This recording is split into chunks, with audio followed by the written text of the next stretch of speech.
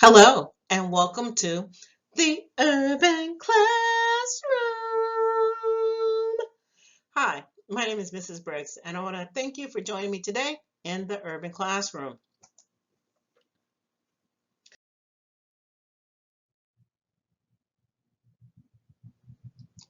Today, we are going to learn about the Civil War. We are on Unit 9, Part 1, and there is a lot of information to cover. So let's just go ahead and get started.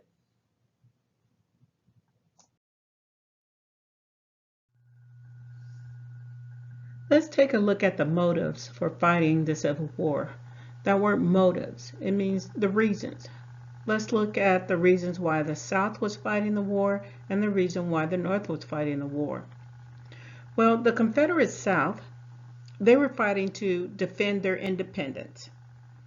The South stated that they had a right to secede from the Union because they believed that Abraham Lincoln was violating their rights. He was using tyranny. He was stopping them from moving west.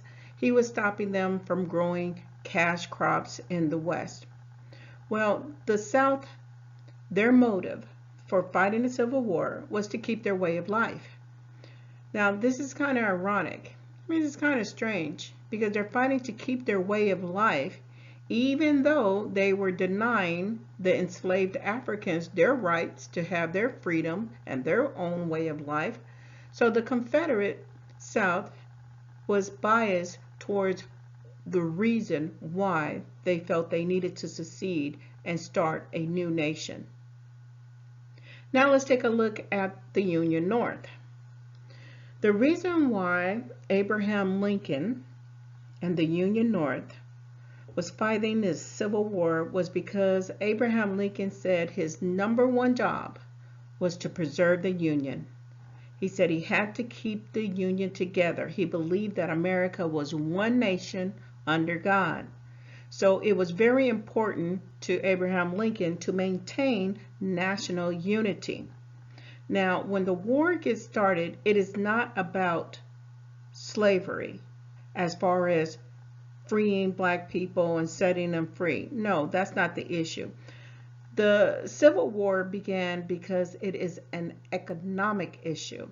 Slavery was the way that the South made their money, and the people in the South were not about to give up their slaves. This created a conflict with the Union, with the United States, because the South chose to secede. They said they had a right to secede from the nation and keep their way of life, and it is in direct conflict what Abraham Lincoln, as the President of the United States, believed, which was that the Union had to remain together. His job was to preserve the Union. Well, unfortunately, Americans will fight this Civil War. That word civil means people. So you have American people fighting other American people. So that's kind of unfortunately, because let's say you were a soldier in the North. You might have a cousin that lived down in the South, maybe in Georgia, maybe in Mississippi. Well, if both of you were in the military, it was possible that you would meet in battle and you'd have to fight. So Americans will engage in this Civil War for 4 years. It starts in 1861 and it will last until 1865. The Civil War is considered to be the bloodiest conflict in American history.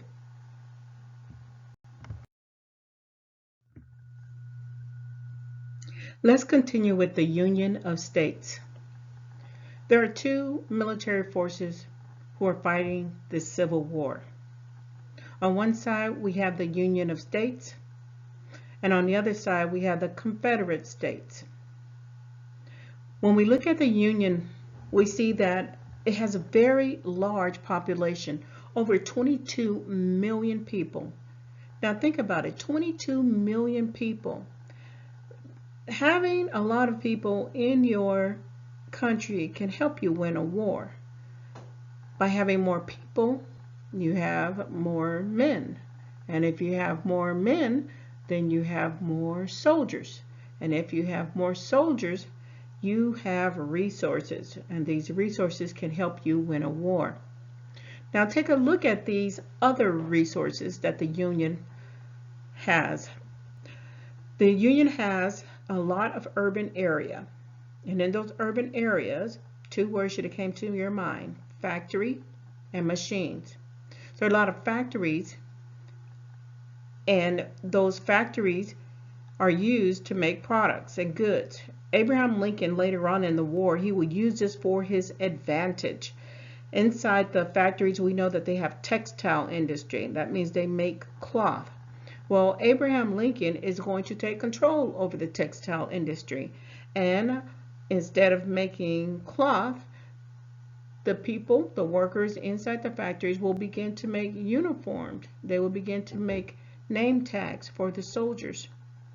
So the resources in the Union of States are very helpful, and they will be used to help Lincoln fight this war. Also, the Union has a very large and powerful Navy.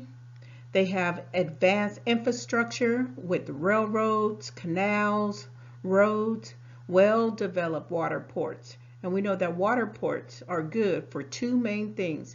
Anytime you hear a body of water, about a body of water, two words should come into your mind: transportation and trade. Well, Lincoln, he has excellent leadership skills. He is a thinker. He has political skills. He has writing skills. He is going to use his skills to help him fight this war. He is going to use the trains to transport the soldiers into the South, because that's where most of the fighting will be. He will also use the telegraphs. The telegraph will be able to send messages to his generals who are in the field fighting. So Abraham Lincoln, he is thinking about what he has available so that he can use them to fight his war.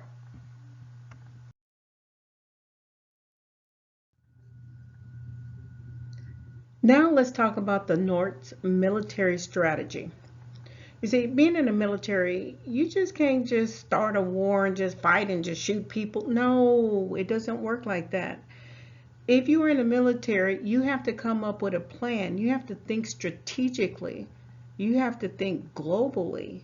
You have to see things from a 360-degree circumference. So when we look at the North, their plan, the plan is to surround and stop the South.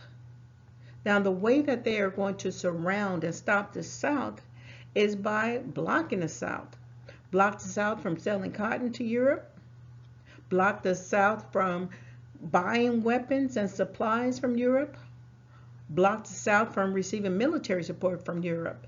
And block the South from allowing their Navy to transport other soldiers, or block the South from trading just by blocking the Navy.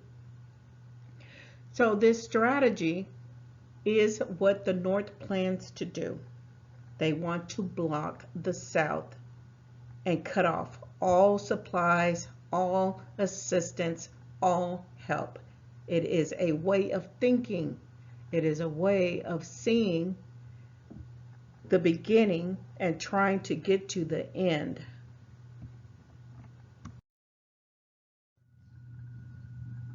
In the military, when we make plans, we give them names. The most famous, I would say, plan that the Union North created during the Civil War is a plan that is called the Anaconda Plan. Most of you have probably seen the movie Anaconda. Well, an anaconda is a type of snake. It is a large snake. It can surround you. It can engulf you. It can kill you. Now, some people, they think that the way the anaconda kills people is by squeezing them to death. Well, that's not quite true. The way that this works is every time you take a breath, once the anaconda got you and it's around you, you're all tangled up. Well, every time you breathe in, that anaconda going to squeeze in a little bit tighter. And then you're going to take another breath. And when you breathe in, that anaconda is going to squeeze in a little bit tighter. Well, you're going to get to a point where you won't even be able to breathe. And then from that point, you're done. The anaconda is going to eat you. So that is the plan. That is the way that the military leaders were thinking, that they're just going to surround the South, cut off all their provision, and the South will not be able to survive. This plan was created by a general. His name is Winfield Scott. He is in the Union Army, and he works for Abraham Lincoln because Abraham Lincoln is the president. And as the president, the title of the president is the commander-in-chief. When he's working with the military, the president's title is called the commander-in-chief. And so this plan, the Anaconda plan, it is to cut off all provision of the South.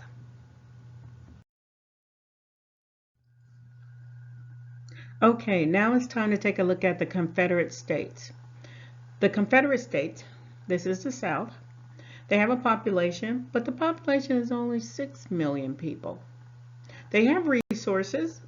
Most of the area in the South was rural area. It's good for agricultural farming.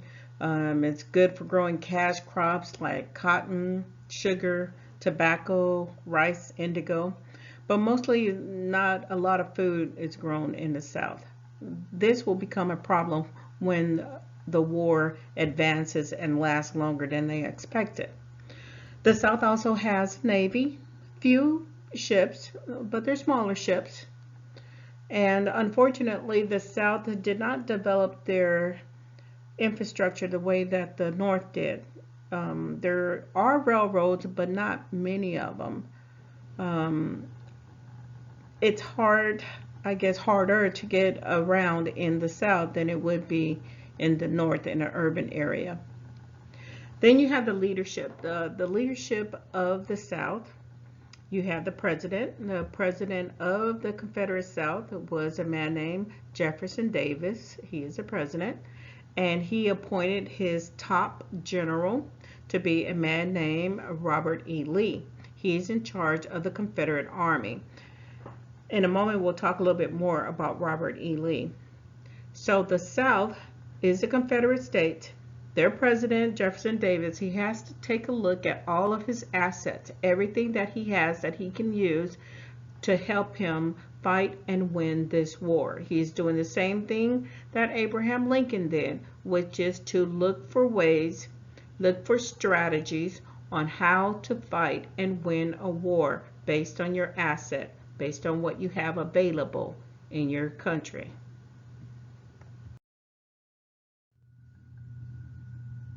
Robert E. Lee, he serves as the general for the Confederate Army. He was well respected by the North and by the South.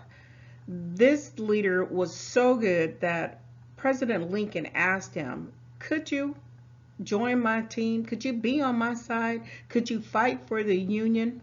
See, Abraham Lincoln knew about Robert E. Lee's service in the military.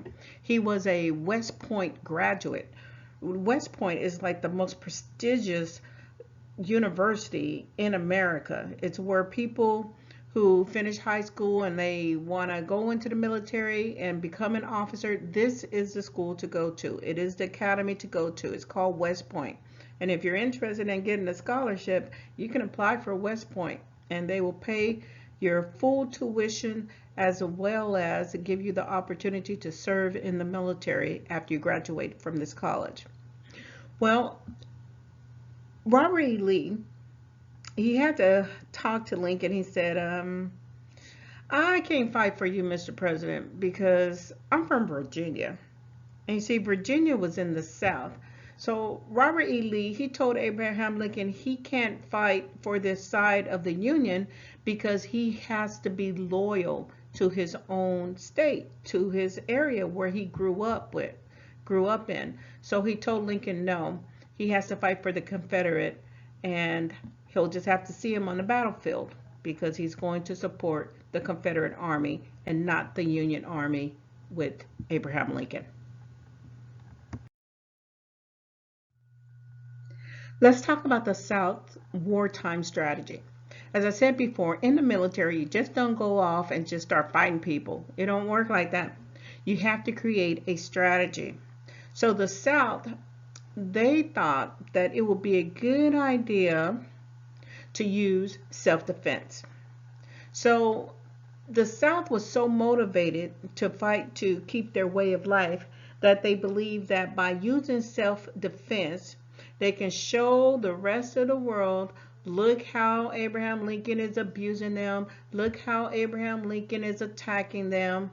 They were just trying to protect their homeland because the North was attacking us. Now, let's think about this. If you are playing self-defense, that means somebody is punching you, kicking you, hitting you, slapping you. This is a problem, but you're not fighting because you just want to. You're fighting because someone is hurting you. Someone is doing something to take away something from you. Well, this is kind of the image that the South was portraying. The South wanted to make the North look bad. And the South just kind of hoped that the North would get tired of attacking them and would just accept that the South had seceded and had their independence. Well, let's think about it. In a way, it kind of makes sense. Because if someone is fighting you and they keep swinging and they're swinging and they're swinging, eventually they're going to get tired. And then when they get tired, maybe they'll quit and maybe they'll give up. Well, this is the military way of thinking of the South. They wanted to just keep the North busy fighting and then hope maybe they run out of money, maybe they run out of soldiers, and maybe they'll just quit because it will become too much of an economic burden. The South wartime strategy, again, is about self-defense.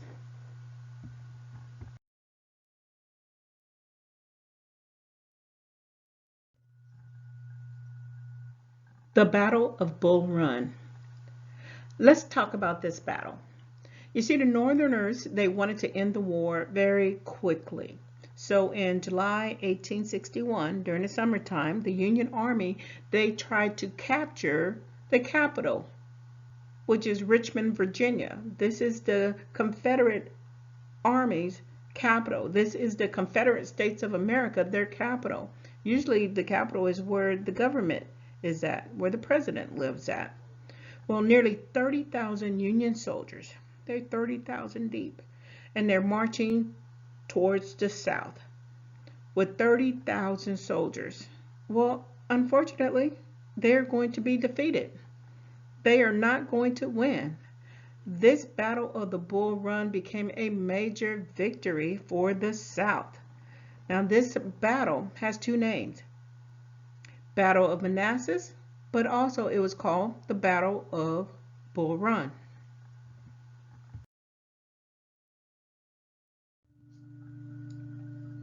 As we continue our lesson, we'll find out that there were excellent military leaders on both sides of the war.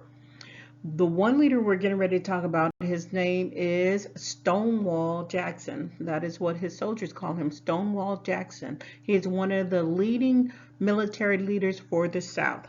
Now, he fought in that battle, the one that's called the Battle of Bull Run. Stonewall Jackson, he had about 22,000 soldiers, and he was fighting against the 30,000 soldiers that the Union Army had.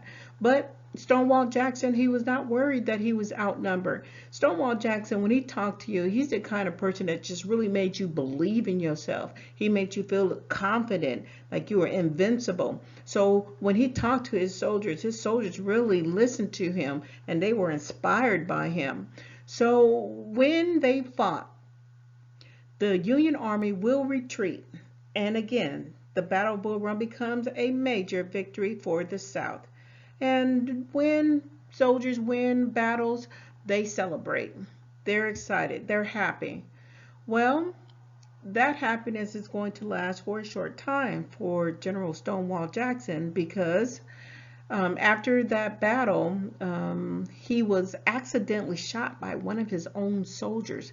Well, that happens in the military. We call it fratricide. That means you get shot, you get killed by someone who is on your team. Now, it was an accident. The soldier didn't mean to shoot Stonewall Jackson, and fortunately, he did not die. He didn't die from being shot. But unfortunately, they did have to amputate his arm. They had to cut it off because it was useless because of the wounds from the gunshot. Now, 2 years later, Stonewall Jackson, he's still in the military. He's a soldier. He's a professional soldier. And so the military allowed him to stay in. But 2 years later, at the age of 39, he's going to get sick and he will die from pneumonia.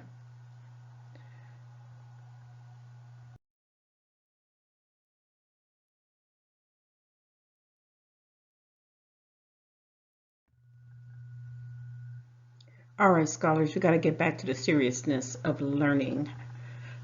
This next topic I want to talk about is the Battle of Vicksburg. The Battle of Vicksburg is about dividing and conquering. That is a military strategy to divide and conquer. So President Lincoln, he ordered a naval blockade. That means nothing comes in, nothing comes out. No ships go in, no ships go out. He ordered a naval blockade of the Confederate States.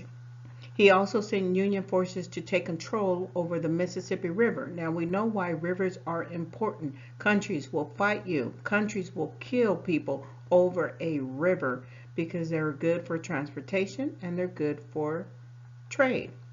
So when Abraham Lincoln sends his soldiers to the Mississippi River, what they're actually doing is dividing the South into half. If you divide a military unit, you interfere with their communication, you interfere with their provisions, you interfere with their supplies. So this strategy of divide and conquer is going to be implemented through a battle that is called the Battle of Vicksburg.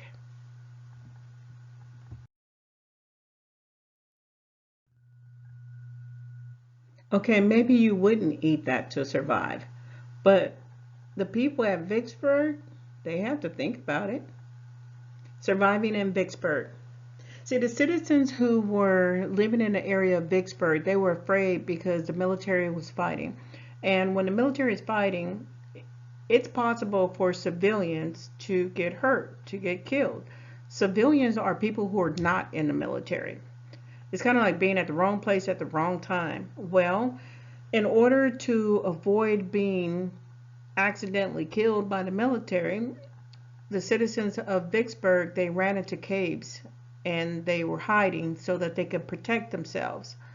Well, while they're in those caves, they run out of provisions. They run out of supplies. So they had to survive. So people, they started eating rats. They ate their shoes because the shoes were made out of leather, and leather comes from a cow. They also ate grass. They did what they had to do because they were trying to survive. It was a very unfortunate consequence of war, but there are times when people who are not in the military can get hurt. And if they're in the area, the best thing that they can do is try to run someplace and try to hide. This is what happened in the city of Vicksburg during the Battle of Vicksburg.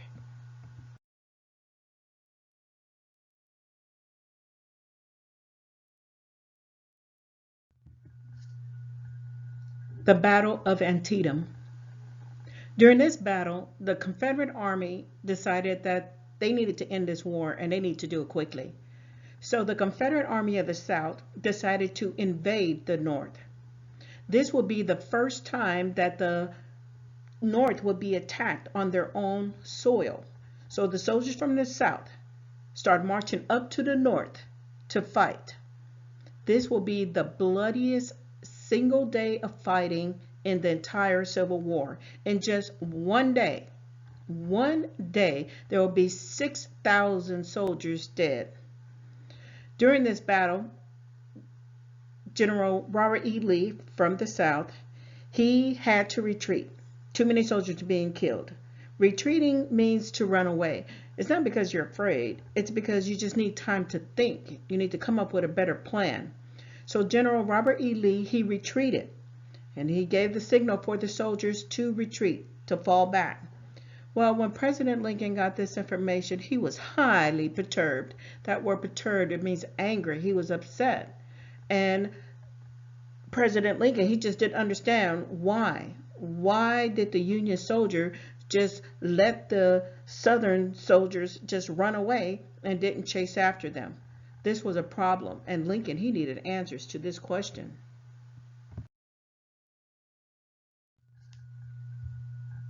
The Battle of Gettysburg. The Battle of Gettysburg is considered to be one of the turning points of the Civil War. See, it's the summer of 1863, and the Confederate General of the South named Robert E. Lee, he created a plan to cut off Washington, D.C. from the rest of the Union. He is following the military strategy of divide and conquer. He wants to divide the North into two smaller parts so that it will be easier to fight. But unfortunately, this plan does not work. The South, they are going to suffer so many casualties, so many soldiers are going to die that the South has to retreat. If you're a good general and you're fighting and too many of your men are dying, it is time to run away and come up with a better plan. Now remember, when you retreat, that's not because you're afraid. It's just that you need more time to think. You got to come up with a better plan. Unfortunately, with the Battle of Gettysburg, the South decided that they would not try to attack the North and go into the North again. The rest of the fighting will continue in the South.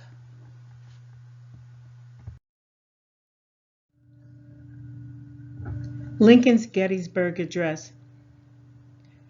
The Gettysburg Address is a speech that President Lincoln wrote because he was invited to come to the cemetery that was being dedicated for Union soldiers.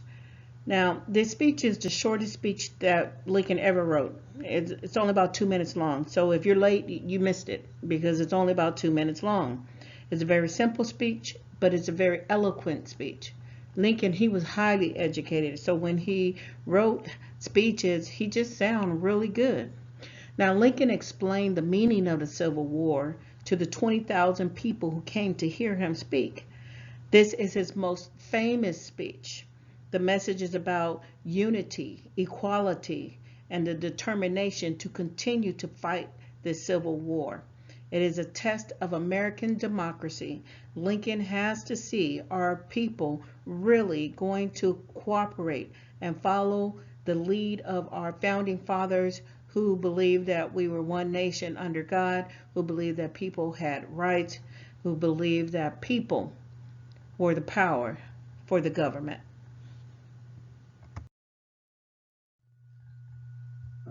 Remember the fallen soldiers.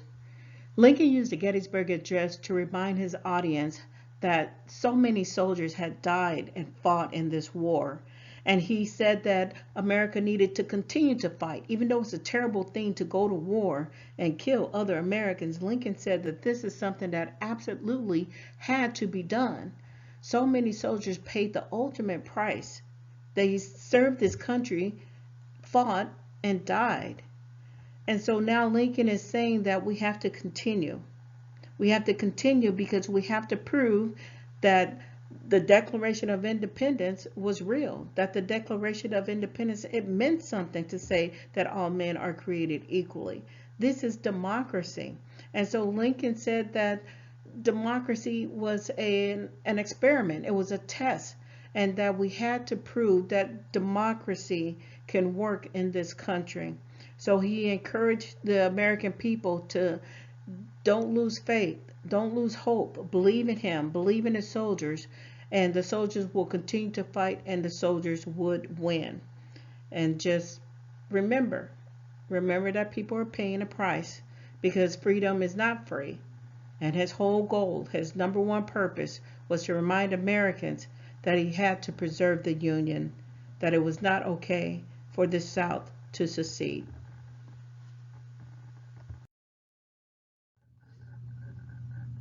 The Emancipation Proclamation. The Emancipation Proclamation was a document. It was a document that President Lincoln signed, but it is very controversial. See, this document called the Emancipation Proclamation, it only freed the slaves that were in the Southern Confederate States, because Lincoln was trying to make sure that the South economy would be destroyed because they would have no more slaves, so you didn't have slave labor, and the economy would be ruined. Well, that's great for the slaves who are living in the South. You're now free. But here's the problem. The slaves that were in the border states did not get their freedom. They had to remain in slavery because Lincoln had to make sure that the border states were loyal to him. So remember that the border states, they have slaves. They want to keep their slaves because they use slave labor. But they like Lincoln and they want to support him. So Lincoln was trying to compromise so that he can keep those border states loyal to him. Now, this is going to cause a lot of problems between the North and the South. The hostility is just going to increase in the South. People are angry. They're upset because now their slaves are leaving and their slaves think that they are free. And the North, they like this idea. They think, oh, this is great. But the problem is, Lincoln didn't know if he really had the power to free the slaves. He didn't know because nothing like that is in the Constitution where it's okay to free slaves. But Lincoln, he wrote the letter anyway. And if I were thinking about writing a letter about the Emancipation Proclamation, it sounds something like this. Dear Southern rebels, now I'm setting all your slaves in the South free. Love, Abraham Lincoln.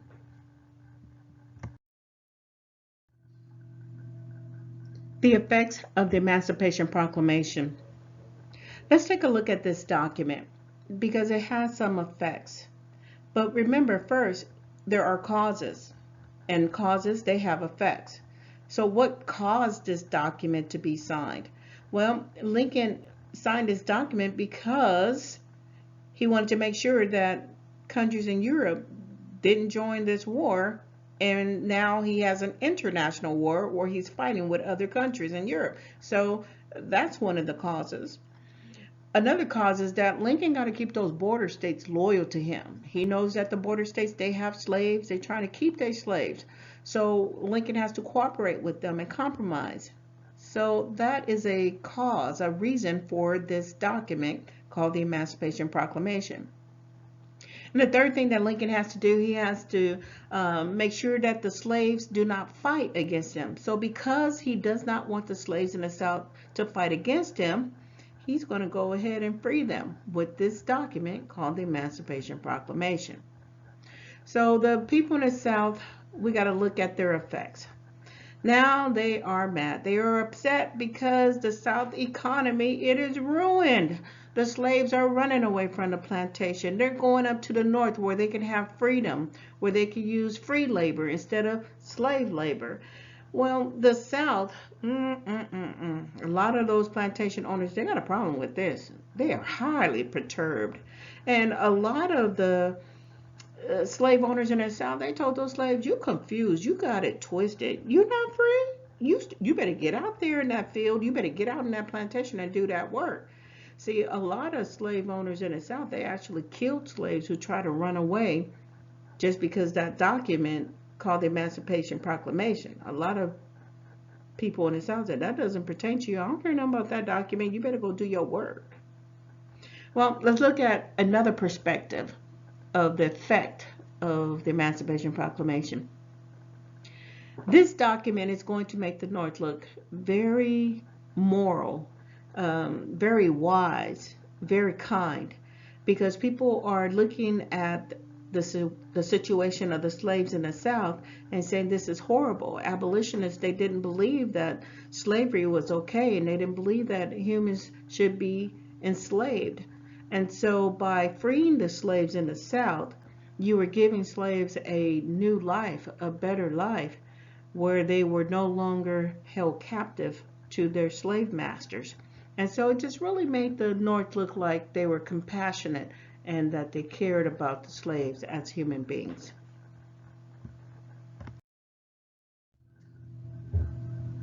No allies for Southern states. The Emancipation Proclamation was a success for Lincoln because it prevented an international war. You see, the Emancipation Proclamation, it ended all chances of Britain or France or any other European country jumping into this war because they saw slavery as cruel. They saw that slavery was a problem and they just didn't want any part of that. So people in Europe, they ended slavery way before the Americans did. And so British citizens would look and see how the South was treating the slaves and said, wow, really? You really do that to enslaved Africans? Oh, wow, seriously? That is so wrong, the way that you treat those black people. So we can't be a part of that. We're not going to help you. We're not going to help you keep that way of life. Wow, that's so wrong. So the South, they're on their own. They're not getting any allies. They're not going to get any type of help at all. The Emancipation Proclamation, it ruined the opportunity for this to become an international war. So Lincoln is very pleased with the Emancipation Proclamation, but again, he doesn't know if this is, um, if it's okay to do it because it's not in the Constitution.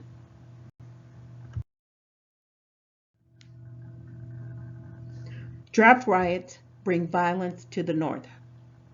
In 1863, President Lincoln, he realized he has a serious problem.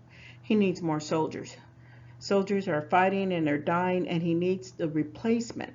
So when people don't volunteer, in the military we say either you volunteer or you're going to be voluntold. So Lincoln has to tell a lot of men that you are going to fight this war. It doesn't matter if you want to or not, you need to fight. Well, a lot of the white men in the North, they don't like this. And they're getting angry about this. Why should I have to risk my life and fight for slaves? I'm not doing that. A lot of people are angry and they begin to blame black people for this draft. The draft is when the military tells you that you are going to fight. You don't have a choice. So now those men who do not want to fight in this war, they begin to beat the black people in the area of New York, and they began to beat the abolitionists, and they're blaming people and saying this is your fault. If it weren't for you, I wouldn't have to leave my family and go fight for you. So people are angry and they're attacking Africans and they're attacking abolitionists. And unfortunately, a group of people will even go into an orphanage. An orphanage is a place where children grow up because they don't have a mother, they don't have a father, so they are put in orphanages. And the people in New York just really didn't care about that. They burned down an orphanage that had African children in that area, in that building.